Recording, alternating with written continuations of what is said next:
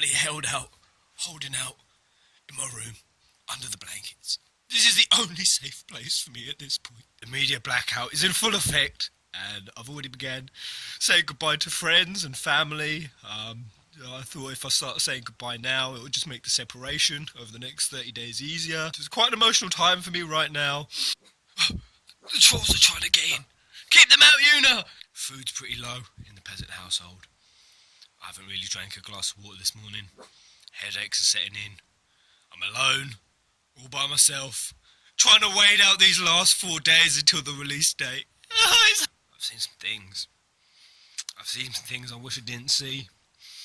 I've read the starts of comments that were from spoiler trolls, and you can't help it when you read over 300 comments a day. You learn to read things fast.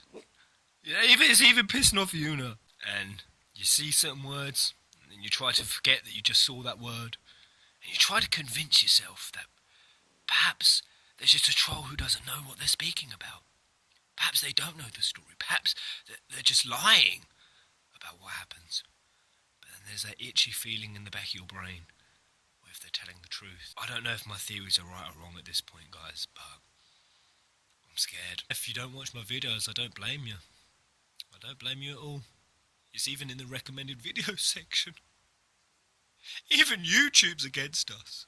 Twitter, Facebook, Instagram. Man, at this point, I feel like the world's against me. Even Square Enix are saying that they're going to be giving the green light on reviewers on the 28th. That's a day before. We always mocked these SJWs for their safe spaces, but you know what? I think they were onto something, guys. Just know the reason why I haven't responded to comments on YouTube for you have asked me questions. I'm not ignoring you guys, I'm just here in my safe space. Because there's 4 days left to go! Alright, let's do date number 4, motherfuckers! 4 days left to go. Final Fantasy IV. Aranea Highwind, aka the best anti-hero of all time, and of course he is the influence for Aranea Highwind, who I hope has some very anti-heroish vibes about her. She's kind of giving some away already, maybe anti-villain as opposed to anti-hero, but we'll see. I suppose there is also Ricard Highwind from FF2, I believe, but I haven't played that game, so I can't comment. Now, there's nothing much else in the way of actual canonical Easter eggs for Final Fantasy IV in this game, but in the tinfoil hat spectrum, there's a load. Just naming the biggest one, that is the summons. I believe that the summons are humans. I think they are incognito, and of course Final Fantasy IV was the last time we ever had humans or summons in the disguise of humans. Leviathan back then was a king. He was kind of Rydia's adopted father, with Asura being Rydia's adopted mother. They had their own sort of realm, and I think that there could be similar things going on. So I do believe Gentiana is Shiva. Leviathan is known as the goddess of the sea. She seems like she's one of the most important summons. If we look at the logo, she's in there along with Bahamut, and that's kind of where the relationship of Bahamut and Leviathan being sort of the first and second most important astrals. Leviathan was king in 4 and Bahamut was a godlike figure, and I think there's going to be a similar thing in 15. I actually think they're going to be a romantic relationship. I've said this before, looking at the Genesis picture. I do think that is Bahamut and Leviathan embracing. We'll see if that tinfoil hat comes through, and you know who I think the winged person is. I think that is Nadir / Arden, and the reason he gave Luna a huge bitch slap across the face was because he messed with Leviathan, who he holds very dear. We'll see if it comes through.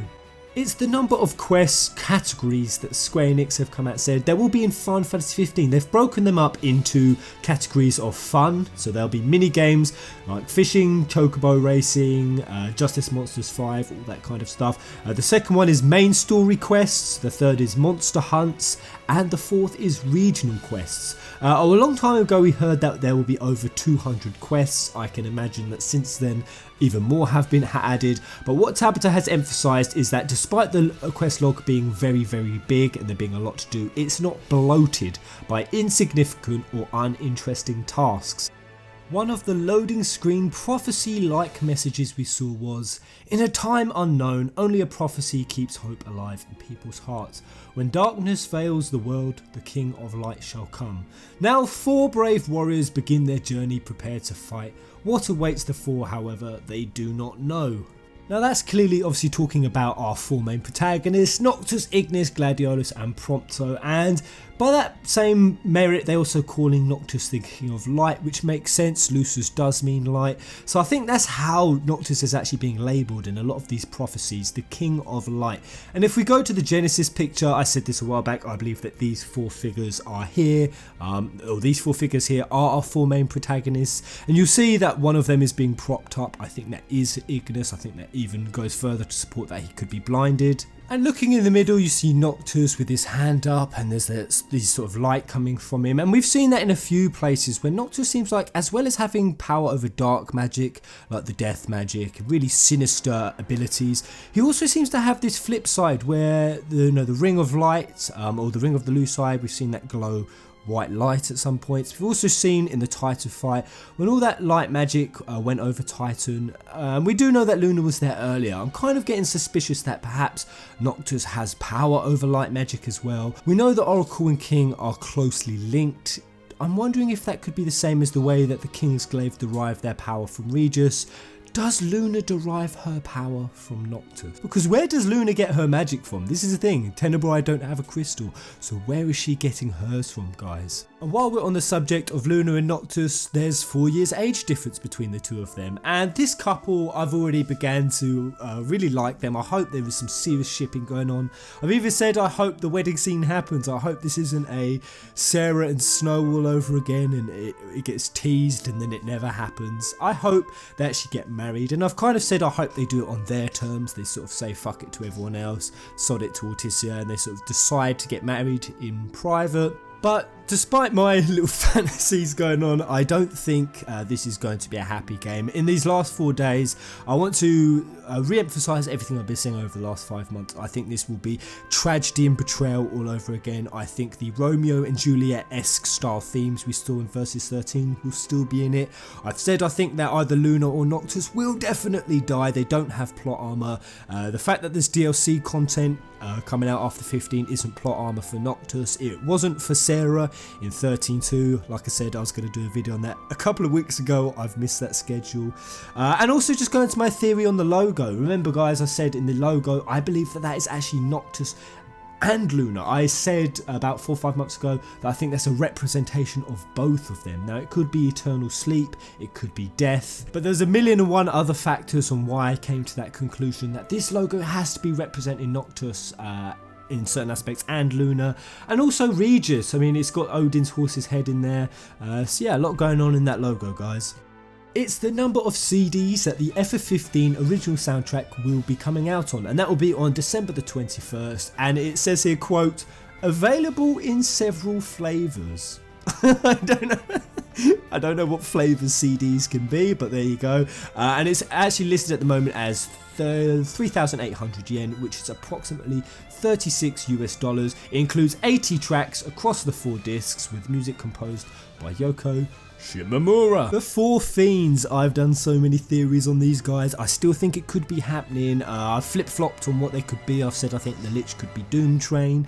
Then at one point I said could the Kraken be Ultros, but then I went back on that. I think the Kraken could still be a mystery unsolved. I think the thing that represents Tiamat is Arden. He could also be doubling up as Bahamut, as well as loads of other creatures like Nidhogg from Norse mythology. I've given my theories on that. Even aspects of Loki seem to be appearing in Arden. And finally, of course, the Marilith, which was confirmed as being in Brotherhood, and that was definitely a 4 Fiend, 100%, because when Noctis killed her, there was an eclipse shortly after, which tied in perfectly with my Chaos Theories Part 1 and Part 2, but I won't even try to begin to summarise those, or we'll be here all day. FF15 is of course coming out on the PS4, and it's going to be intense, guys. We're going to have very hot PCs. I need to stick mine in a better position where it's better ventilated. Please guys, don't let your PS4 explode. And we do know that there are some PS4 skins. I might as well cover these. There's this one with the moon, which is very nice. I also found this one. This is a China limited edition one only. Oh man, they've got the best one. The one with the Lucis emblem. That looks so nice. And while we're talking PS4s, you're also going to have to free up 45 gigabytes of space. Or 45 gigabytes was the size that's put on the back of this download pack that's come out, I believe. But there's also going to be patches, so that's not quite true. There'll be the 7 gigabyte patch straight away that's going to be coming out pretty much day one. And then there's also going to be the patches in the future, the ones in December for PS4 Pro. Then you can have all the DLC patches and probably bug patches and fixes. So yeah guys, all in all you're probably going to need a lot of room, but 45 gigabytes for the base game isn't too bad. That's about standard. It's about what Dragon Age Inquisition, The Witcher 3 and Mafia 3 had.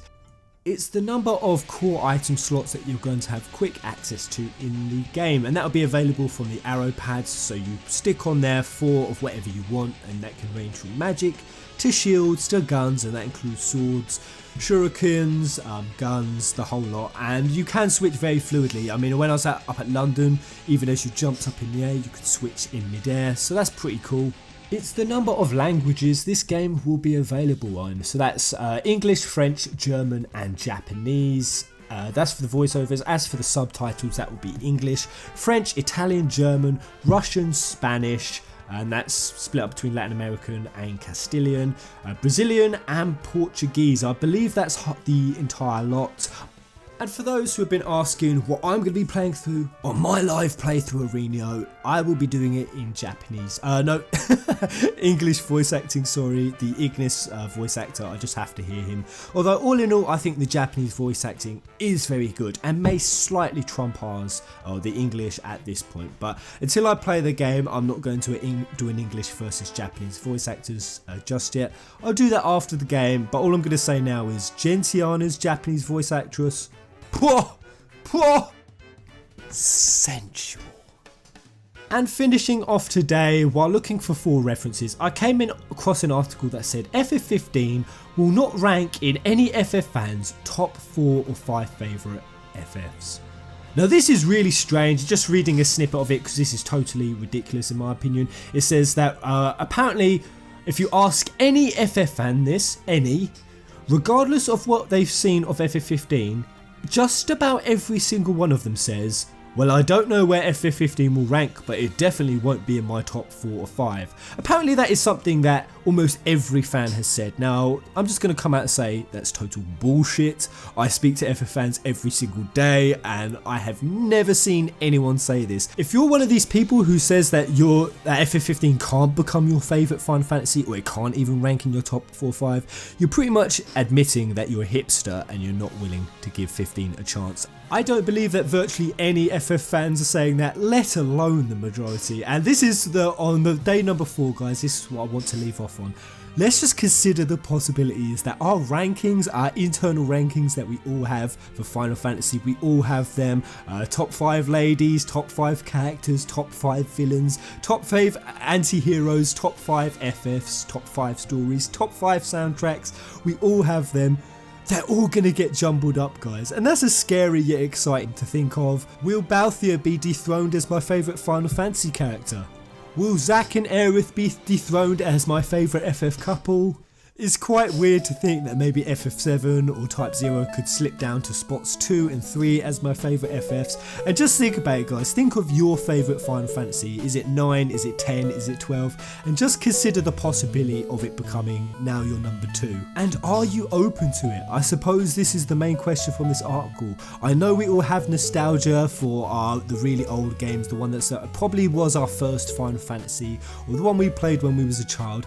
But are you willing, are you open to allow Final Fantasy 15, if it proves itself, to become your favourite Final Fantasy? I certainly am, and you know what, I actually hope it can do it. So that's day number 4, guys. Oh god, will it become my favourite Final Fantasy? So many unanswered questions, I just have to play it. Will it become my favourite combat system? Will I laugh? Will I cry? For me, having my internal ranking systems jumbled up is quite an exciting prospect. Is it the same for you? Until the next video, ladies and gentle peasants, Queen!